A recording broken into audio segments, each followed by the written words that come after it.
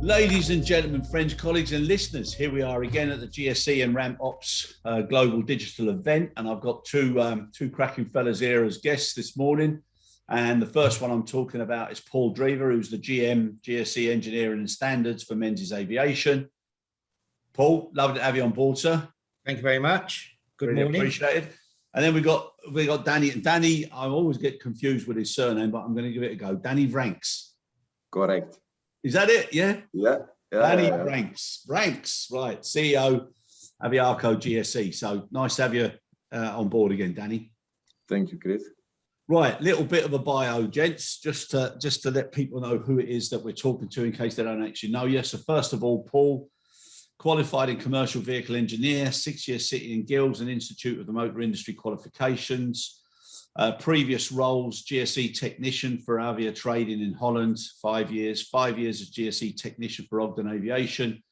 5 years as GSE manager at Menzies Aviation Netherlands. 2 years as GSE manager Netherlands and Spain. Then spent 2 years as GSE manager Europe for Menzies and 10 years as network manager, technical standards and compliance manager for Menzies. And since July 2017, Paul, you've assumed the role of Menzies Aviation's general manager for GSE standards. I haven't added all those years up, Paul, but I think that makes you about the same age as me, mate. So it's quite a bit of experience there, eh? Good on you.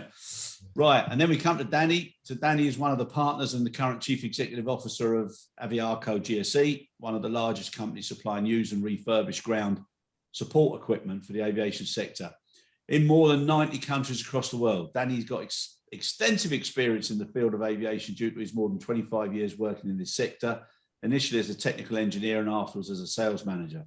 And during all these years, Danny has traveled over the 5 continents, meeting different kinds of customers and understanding different requirements in the area of ground support equipment. And when we say traveled extensively, Danny, we know exactly how extensively you've traveled, 30 countries in Africa, just as a starter.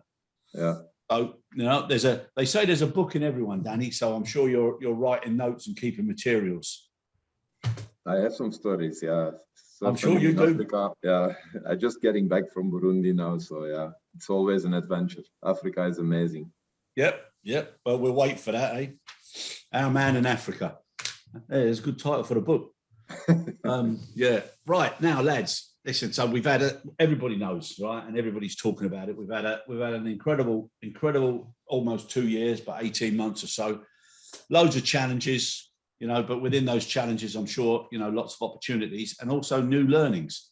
So what I'd like to ask you both just to start with is just let us know what the biggest challenges have been and equally what the biggest learnings have been. So, you know, feel free, whichever one of you wants to jump in first. Yeah, I think for us, Chris, obviously we're talking about the corona situation and how has been the challenges to the staff mainly. Yeah. Now it has had an impact physically and mentally on quite a number of our staff. And you know, will you have your job at the end of this? Will your employment continue? It's a mental strain, especially if you have families and obviously bills to pay. We have found that to be quite an issue, more than what we expected.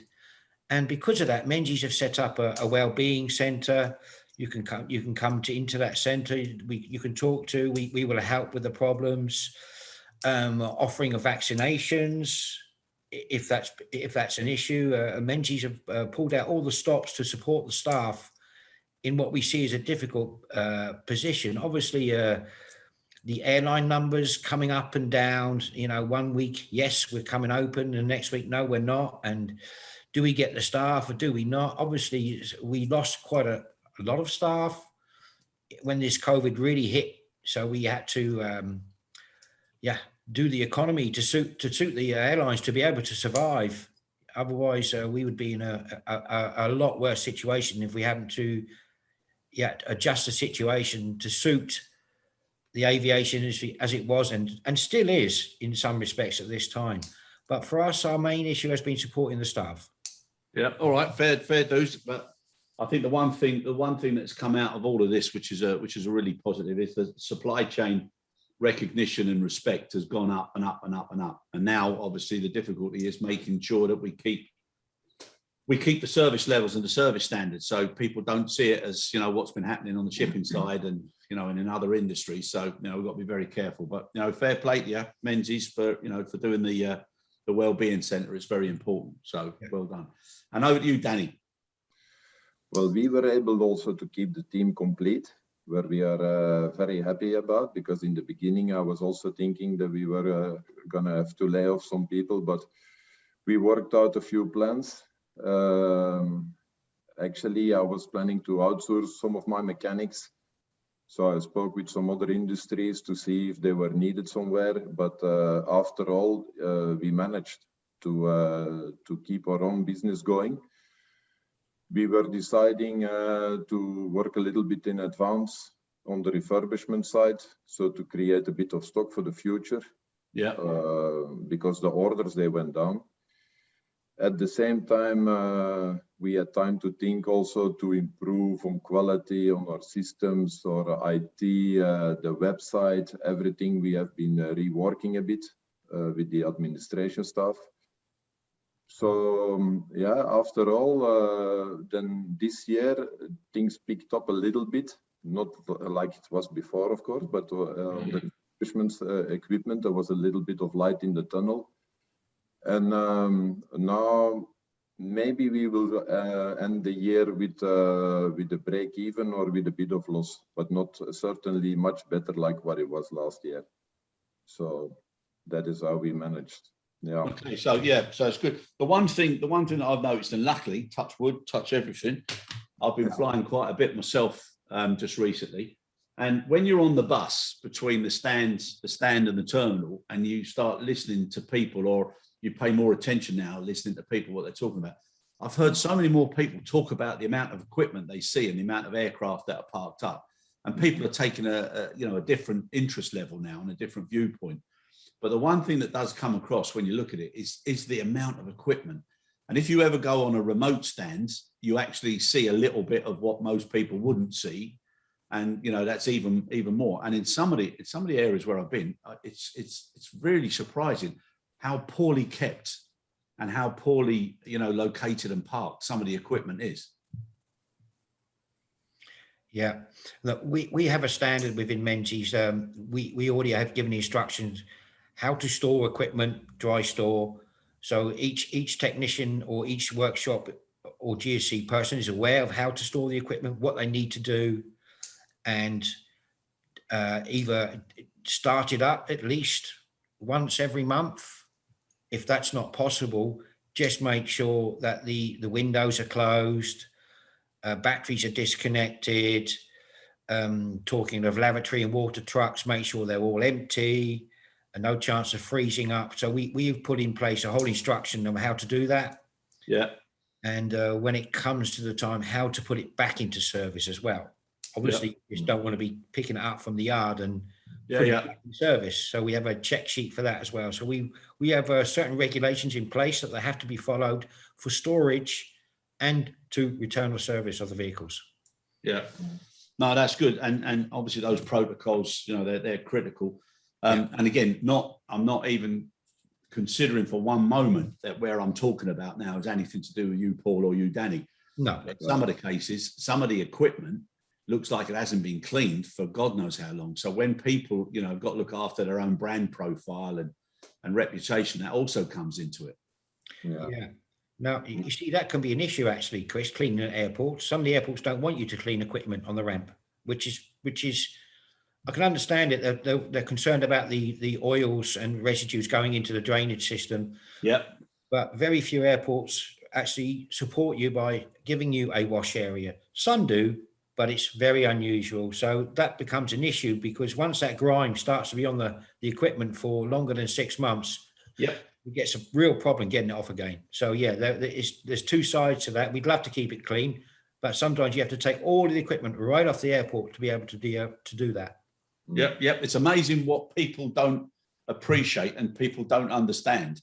Yep. And one of the things that I've been interested in is how certain types of business are being profiled now in the media. And I think it's a great opportunity now to actually be positive about some of the things that people would see as negative, just so that there's a better awareness of what goes on behind the scenes. Because I mean, it's a complicated set of people and processes and performance and practices that make up the whole, you know, the whole relay team. Yeah, correct. Now, Danny, I would be thinking now, what a wonderful opportunity that you're stockpiling, you know, and you're getting opportunities to, you know, to be offered to come in everywhere, and where people now wouldn't have been looking for new material, now they're looking for secondhand and good maintained and refurbished. I mean, it must be a big window of opportunity for you now, huh? Well, we have, of course, a lot of demand, a lot of people showing interest in prices for the moment, but the orders, they still stay out because everybody is still a little bit reluctant and waiting and seeing what is happening. But yeah, it's slowly, like cargo keeps on going, but on the passenger side, I have to say that it's still very slow. But to coming back about the maintenance, what you were just talking with Paul, we also took the idea because we were thinking, okay, what's going to happen now when all these machines are parked and they need to start again? Maybe the handling companies, they have downsized their maintenance department and lay off some staff there. So we took the idea to make TAOS. TAOS it stands for Technical Assistant on Site. It is a container that we equipped completely with all the machinery and all the tooling that is necessary. Very good. Just to use our capacity and our mechanics for the handling companies, that if they say, guys, please come and assist us because we have an increase now and we have not enough staff anymore, because maintenance is always a difficult one. Yeah, so that is something that we are promoting now as well. So like a mobile task force with their own container of toolkit. Yeah. So if you say on this airport we are really low and we have a lot of a big stack up of work to get all these machines back into service, there we are also able to support now. Yeah. Okay, that's good. That's good. And what do you both think about equipment pooling now? Because like just from my perspective, I would think, you know, it makes an awful lot of sense. And when you look at some of the airports that have tried it and made it work, you know, some of the reluctance that they would have experienced early on, that's all gone now. I think everything that brings down the cost at the moment for a handling company makes sense. Yep. I'm for fixed stand pooling, i.e. fixed stairs, GPU at each stand. With flexible pooling, that still remains to be a little bit more, it's a little bit more complicated, you know, push back, who's using it, when, where, if a flight gets delayed, are you not going to get the pushback you think you were going to get? So there are some still issues with flexible pooling, but I think stand pooling is something that we should be looking at as a first instance before going to, let's call it a completely flexible pooling. Yeah. With stand pooling, you can fix your cost of what the stair costs as per turnaround, the GPU per turnaround, conveyor belt per turnaround. Yeah. It's a little bit more difficult with GPUs, mobile stairs. I'm talking about the big stairs, drivable ones. It gets a little bit more complicated to work out who's got right to it, when and where, etc. Yeah, that gets a little bit, but definitely fixed stand pooling is one thing we should definitely be looking at. Okay. And Danny, with the amount of airports that you've experienced, I mean, you obviously see a totally different perspective and different phases or different grades or different standards of airport, how they want to support the operation rather than just be a landlord. Do you think now's the time where airports should start taking more influence and more impact over their own ecosystem and, you know, set out guidelines for future-proofing, whether it's facilities or future-proofing concepts like fixed stand pooling, etc.? Yeah, I think that makes sense. Of course, with everything now for electrical, it starts with the airport authorities because they have to bring in the facility before anything can be done. Of course, here on this part of the world, there is a lot of demand on electrical now. And we also have been playing a role in that because we decided now to bring the machines that we are refurbishing at the same time to transfer them in from diesel to electric. And we made a collaboration with the company there, with XYZ. And we have our first prototype ready because we decided to start doing that with the narrow body pushback tractors. And our first demo unit is ready now. And so this is also something, but to come back to what you're saying, Chris, that it starts with airport authorities who needs to bring in the facility for loading this machine. That is the same like electrical cars. If you need to go and look around for a pole to load your car and you cannot find it, that is where it stops, right? Yeah. No, 100%. And you know, I think this, you know, the 3 Ps, people, profit, and planet.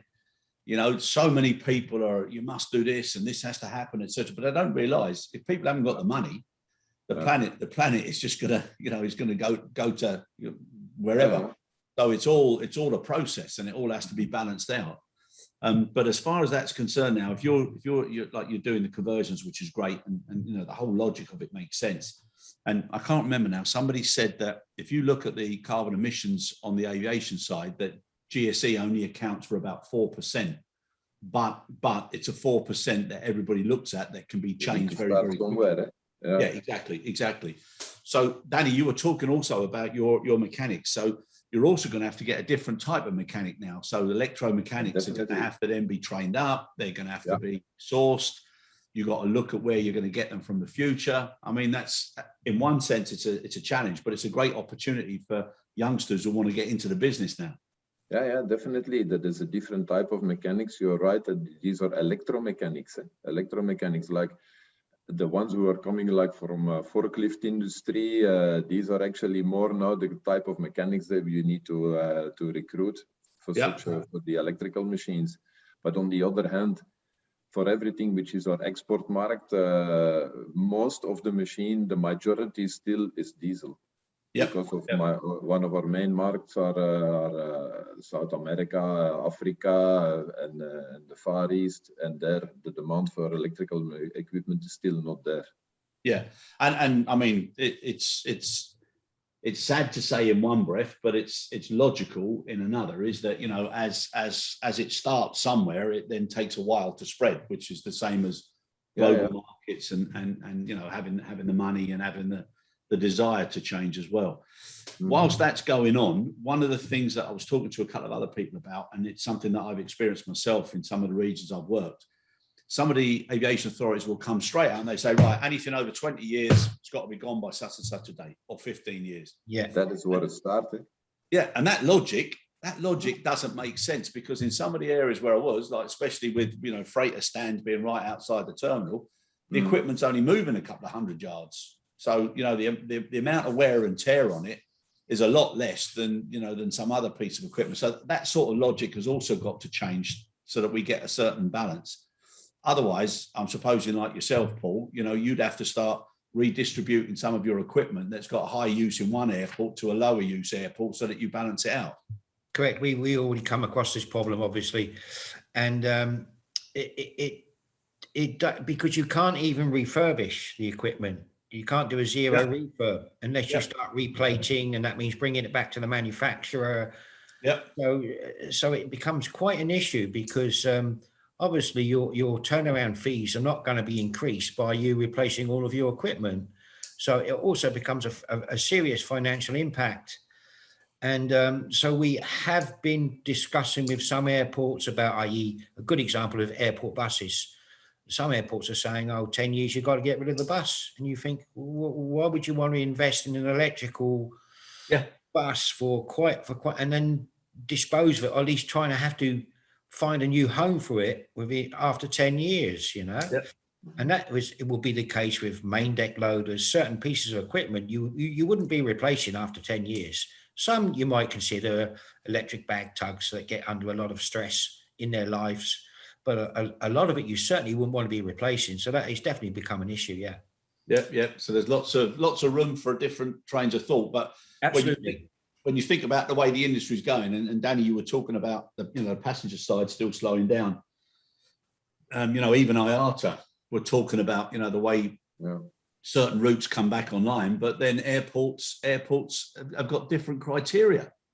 And it doesn't make sense. You know, some of the things that are happening now, and I mentioned about Australia, you know, having part of Australia still closed internally and part of it allowing internationals to come in. And then you've got what happened in Europe this summer, where there were so many differences at different airports, everybody just took to the road.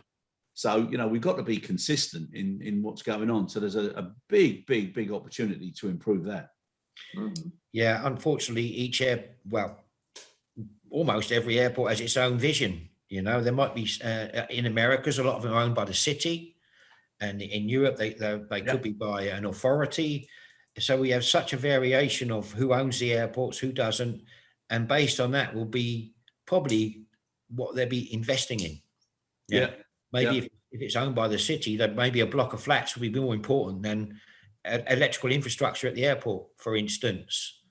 And that kind of situation, it becomes quite difficult to get the airports on board. We've been trying, and it's still hard for the airport to come on board with, let's come back to the old one, the electrical structure. That is still a major issue at most airports, that they cannot or do not want to invest in the infrastructure required to be able to support a green airport. It's to everybody's benefit in the end. And Menzies have committed to be carbon neutral by 2033. That is our commitment. That will be the 200th anniversary of John Menzies PLC. So that makes it a nice target for us to go for. Obviously, we're not just talking about GSE, we're talking about buildings, paper, etc. But that is our goal. But the GSE having to be able to change things to support the environment has become difficult. You know, we're talking now of HVO fuel, hydrogen, BO, whatever road, because in the end, what's going to happen is there's not going to be any more parking places for poles for charging. The airport's actually going to run out of the amount of power it can supply outside of what they already require. So alternative fuels are going to be something we definitely need to be looking at.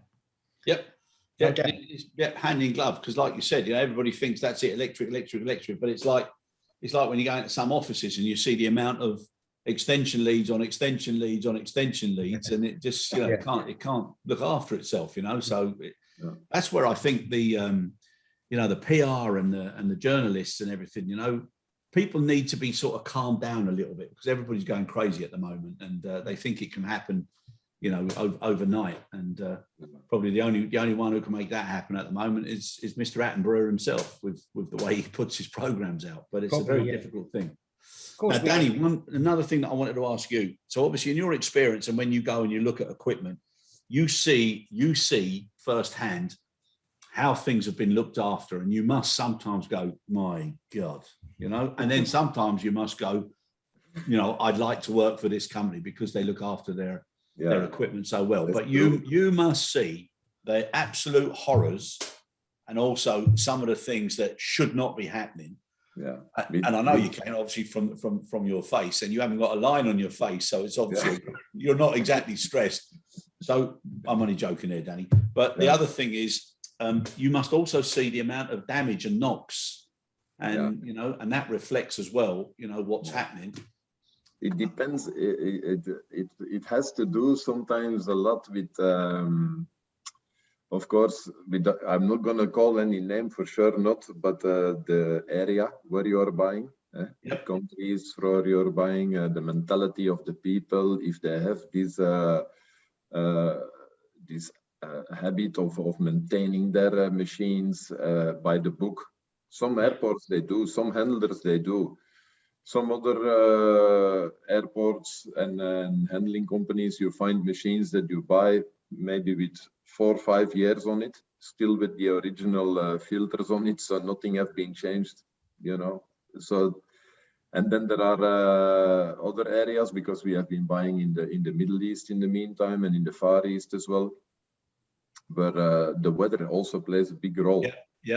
Because I thought the rain was the worst, but heat and dust, it's even worse. On equipment, it's worse than rain, I figured out. So that is, for us, as buying in machines for refurbishment, that is something that we learned also over the years. And then of course, maintenance mentality, it depends. It depends on the company. It depends on how much stress that they are putting on that, and if they want to pay attention on that, their vision, if they have a long-term vision, a short-term vision. Yeah. Yeah.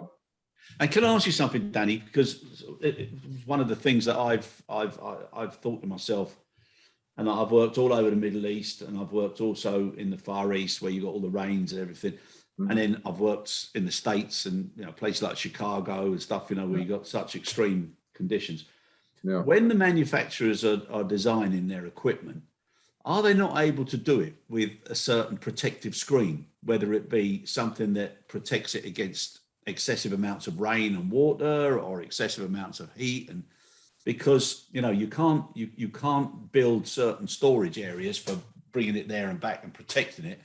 But when you look at some of the areas where some of the equipment is left, and it has to be left, you know, it's no wonder that it goes downhill very quickly.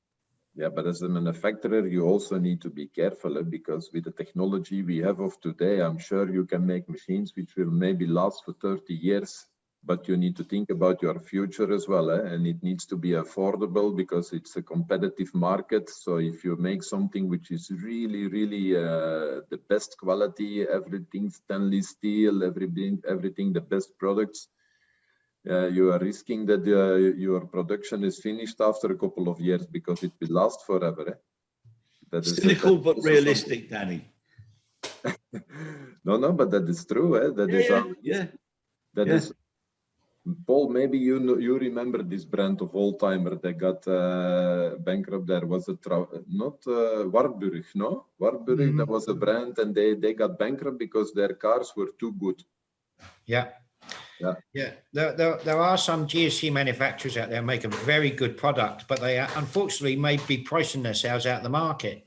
Exactly. You know, to buy a loader based on, oh, we're going to keep it for 30 years is not the mentality that's at the last 10 years that's in place. No. You know, it's investment, but investment to find the middle of the road, safe equipment, a quality equipment, but not a Rolls Royce, because you still have to be able to make money, basically, Chris. Yeah, and if you're no, that's what I'm saying. I mean, it's if you're going to spend it all on GSE, then no, it's a fact of life. And it is like in any machinery business, if it is cars or construction machines, in GSE you have the same. You have the A brands, and then the B brands and the C brands. All of them basically being able to be used for the same purpose. But there is in some of the manufacturing, there is a difference. For example, for exactly the same pushback tractor doing the same kind of job, a difference in the price range of 35,000 euros. Yeah, this price difference is coming from somewhere. Yeah.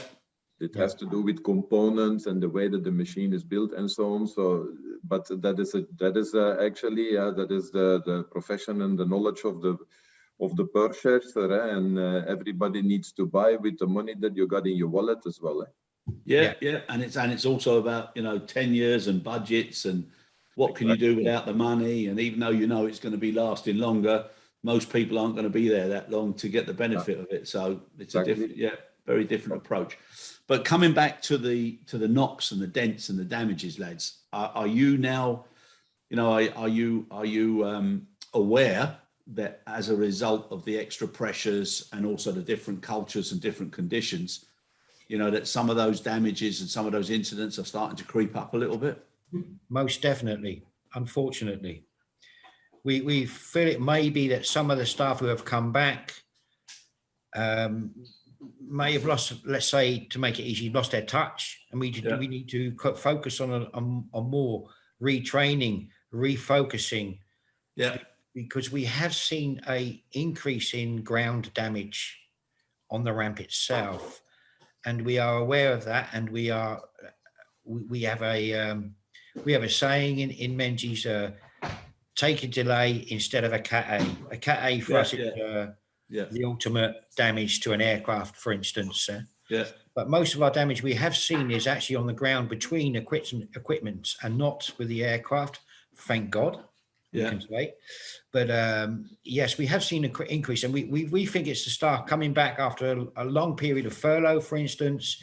Even though we have been giving coming back and giving retraining, it may not be quite the level that we need to make sure that the ground damage comes back to it's never going to go away, Chris, but comes to an acceptable level. Yeah. But it does make a difference, doesn't it? When you've been away from something for a long time and then you get back in, it doesn't just click back in automatically, does it? No.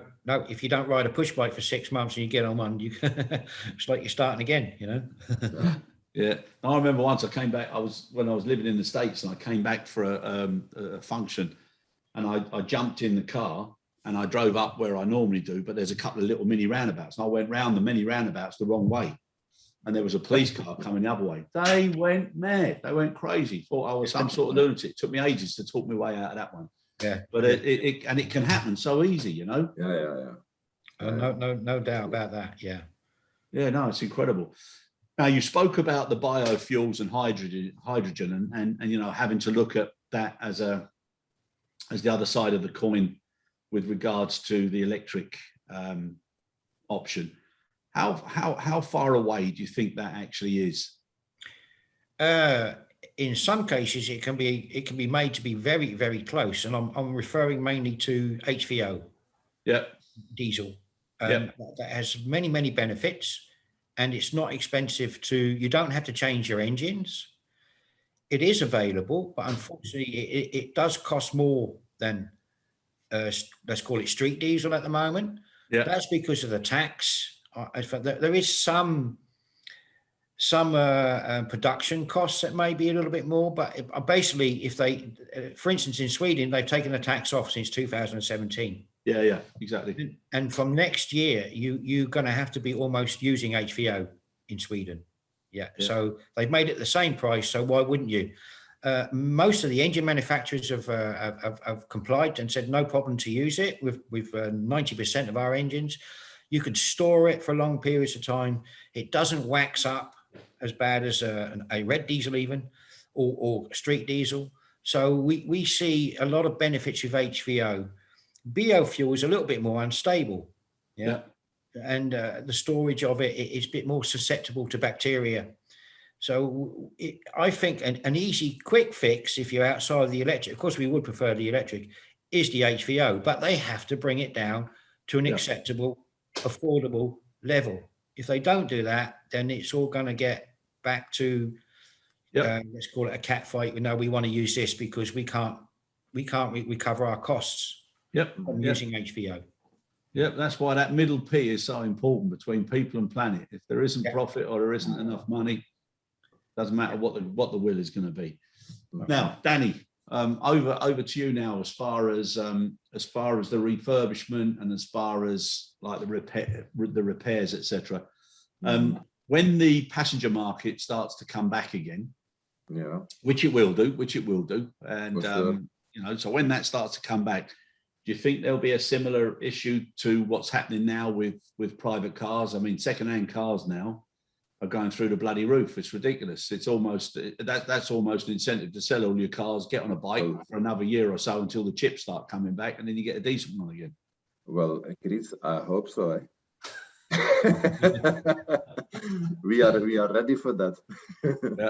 I thought that would be the answer, but I mean, it's, you know, people have to now start planning ahead because you know, there's going to be so much bottlenecks and everything. So, you know, all of these options that are available to people, including airports taking a lead, you know, they should all be sitting down now and working it out because it's definitely going to happen. That's true. Now, coming to training, all right, training of your people and giving them extra support. So, Danny, I think that initiative of the mobile task force with the toolkit container, I mean, that's a great help. But as far as the people themselves in the use and everything, I mean, are you looking at different types of leadership and oversight training, Paul? Are you looking at different types of self-assessment and auditing, you know, to make sure that things are being done properly and there's no sudden shocks? No, we put a lot of money on training our people. For us, that is a very important one, because on my background, you know where I'm coming from. So I was on the technical side of the business, and I know how important it is to deliver something really quality-wise from these guys' hands. But then they need to have the knowledge. Then you need to invest in them, and because a mechanic, he will be always too proud to tell you, sorry, I don't know. He keep on looking, even if it takes him 3 days before he find the problem. You know, that is how they are. That is how a mechanic is working. So we put a lot of effort in that to get them trained, and to make sure that they have the right background and a good knowledge on that. Because of course we are working with any brand, any type, a lot of different systems and things. So they need to be they need to be really universal in their knowledge to work with Aviaco. Yeah. Yeah, no, 100%. And Danny, not to put yourself out of business, but when you're seeing what you see, you could probably grade the whole world according to standards, priorities, you know, focus, preventive maintenance, etc. Do you think that there's an opportunity there that, you know, you guys could actually, you know, support some of those countries, those airports, those companies, and show them what they're doing and why they're wasting certain amounts of money, and help them with that? Definitely. That is why I'm going to countries like I told you, like to Burundi and so on, to see what we can do to support them with the knowledge we have, and to bring up a decent standard. Yeah. No, that is one of the businesses from Aviaco. It's not only we have the refurbishment side, but we have as well the technical support, the spare part support, which is a very important one for us. We have a couple of people fully involved in that, only spare parts and training, commissioning, missions on site. Yeah, there is a lot of demand for that. There is a lot of demand. Yep. And I think that's gonna increase as well. Yeah, definitely. Yeah. And Paul, what about yourself? You know, you said about some of the issues with stress, fatigue, you know, certain mental pressures. You know, some people are talking now about, you know, even guilt syndrome and all these things that people never had to think about a couple of years ago. It's all creating a complete new, you know, bouquet of should we say opportunities or challenges or obstacles, you know? Yeah. Well, finding technical people in the first instance is always an issue, and seems to remain one. Even if they're GSE technicians or automobile technicians. So if you lose some, which we may have done over the last period, replacing them becomes quite difficult. And obviously we have standardized equipment. You know, we have preferred suppliers. The idea of that in some fashion is that the technicians also have the same type of GSE. Let's say they move from one country to the other. In 9 times out of 10 for Menzies, the GSE will be the same of where he's just came from, for instance. Also, it brings down your spare parts that are required. Also, again, the technical training is if you've done that machine, doesn't matter where it is, it's still the same machine. Yeah. And so we try, it obviously doesn't always work out that way, to stick with our preferred suppliers. Yeah. Tried and tested. So we do a lot of work on that. And if we commission a machine, we also ask the suppliers to stay 1 or 2 days longer and give the basic technical training, especially on all the electrical GSE we are now purchasing and moving to each station. Obviously, that's a different kettle of fish. Yeah. There's less to maintain, which is a positive, but it's a different kind of maintenance. If you're talking about lithium batteries, you want to put a big red board on it saying "Do not touch," and etc. You know, but the basic chassis remain the same. It's the drive line that changes. And with electrical equipment, you're starting to get diagnostic tools that you can use now, just like in the automobile industry. Yeah. Which wasn't really so prevalent in GSE. Some companies did use it, but it has become definitely more prevalent now to use a diagnostic tool with GSE. Yeah, no, 100%. And that the diagnostics, telematics, etc., having so much data available now, that also creates a different type of oversight or supervisor or manager, because they've got to learn what to do and how to use the data, which is a different thing in itself. Well, yeah, we've already found an emission saving on just by using telematics that we noticed, and it is quite a common problem, that a lot of the vehicles gets left stationary running. Yeah, yeah. And they might go in for a cup of coffee. Yep. And they might just walk out and totally forget the machine's still running. It does happen. We do have it's one of our 10 golden rules: never leave a machine running unattended. But you know, we're all human. So also in cold weather. Well, yeah, we actually in certain countries we allow that in the winter period, because in a pushback, for instance, if you turn it off for a couple of hours and it's minus 15 outside, it can create much more problems than what you can think if you've left it running for half an hour. Yeah, yeah.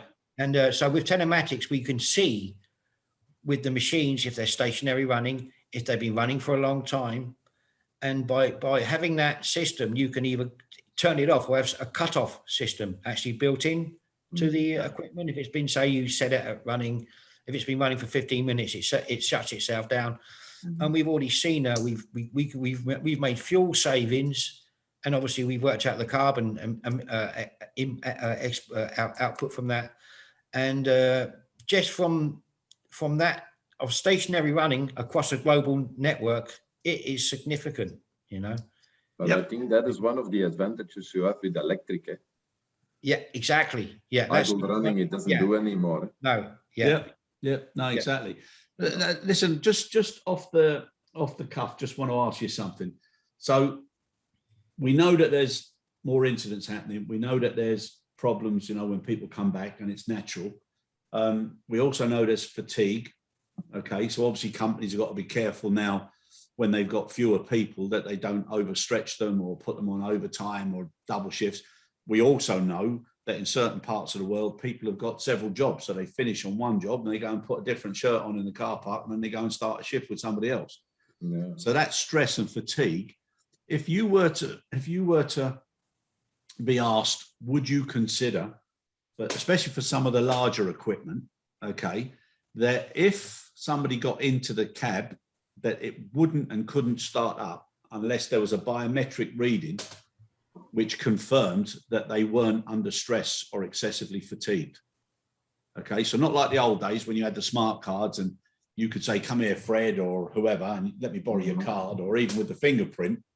Okay, but if you had it with biometrics and it could indicate that somebody was either very fatigued or stressed, would you think that's a positive move forward? Yes, there are some systems that can. There's a system called Smart Drive, which we use in the States. Yeah, which calls the driver. It can also interpret body language. There are some systems on that level out there, or starting to come into the play. But yes, we definitely would. But you have to be real careful with some countries with the Privacy Act. But this is it's a one-off. It's a one-off thing that you do when you start. Most definitely, we would consider that. Yeah. Yeah. Okay. Very good. What about you, Danny? Do you think there's any mileage in that? And to check if they have been drinking maybe before. Well, that would depend how stressed or how fatigued you are once you've had a few. If they're coming straight from the bar or not, you know. Exactly. Yeah. I think the use of don't want to go off the subject. I think the use of cannabis has become more of an issue than actually the drinking and driving, because that's not so traceable, you know. And and it's quite global now. I'll stop at that. Yeah. All right. Well, we know where to come now, Paul. All right. Now listen, lads, just a quick one to end. If I was to ask you what would be on your wish list to make a big impact to your sectors within the next 3 to 9 months, and also on the same side, but on the opposite side of the coin, what commitment would you in your position, your sector, be willing to commit to help that? What would the wish and what would the commitments be? We've already made that commitment to be carbon neutral by 2033. Yeah, that is a John Menzies PLC commitment, and a serious one. We tend to hit that target. It's going to be hard. It's going to be difficult. With the GSE, I would like to see more support from the airports. Yeah. And with alternative fuels, be able to bring them to a level where they were an affordable level. Yeah. Not that that fuel costs you 20 or 30% more, because you're not going to recover that costs. Yeah. So that becomes an issue. So standardization of equipment, stand pooling could be looked at more seriously, because that always seems to start and then doesn't finish. Yeah. Yeah. So that would be my wish list, to be able to be more sustainable in the equipment you use. The fuel types, you know, we can all use HVO now and save 90% on emissions just by using that fuel. Yeah. If people realize, or governments realize that, and just brought it back down to the same level as what we are now paying for standard diesel, that would be a great help. And also it takes the pressure off having to force airports, well, we'd like to force them actually, to encourage. Yeah. Let's use the word encourage airports to put the infrastructure in place for electrical equipment. Now, there are some areas that are really, really good at it. The Scandinavian regions are very good. Let me ask you, what's the reason why it's more expensive? What reasons do they give for the additional tax? I'm not sure. I think it might be because it wasn't really a fuel that was used before in any kind of serious sense, you know. And I think they thought, well, we'll take advantage of that and put a tax on it, because there's quite a lot of tax. I really got no real concrete reason why, Chris. Yeah, there are some extra production costs, but most of the costs on that fuel is a taxation cost. Yeah. So if they just brought that back, or just thought to themselves, we don't need to be making so much money on it, because we'll save on the emissions, we'll be able to hit our carbon footprint. Everybody keeps talking about 2050. Yeah, it would definitely save. And if they put that right across, not just in airports, but just for normal streetcars, you know. At the moment, if you drive a diesel, you know, you're a pariah almost. Yeah. Yeah, and they were pushing it so many years ago. Yeah, it's crazy. Yeah. All right. Thanks very much for that. Really appreciate it, Paul. Danny? Well, as I mentioned already before, with Aviaco, we also put our effort on the SDGs. Well, as a company internally, we looked at what we could do more green and so on. And then the collaboration that we started with XYZ, that was, of course, the biggest move we did now with the pushback tractor. Yeah.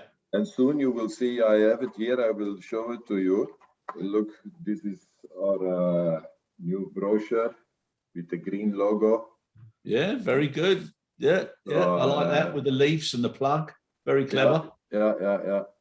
So this one is what we will promote, and starting with all with the biggest units on the tarmac, the biggest number of units on the tarmac, the narrow body pushback tractors, the stairs, the belt loaders, and the tow tractors. I think that is our first target.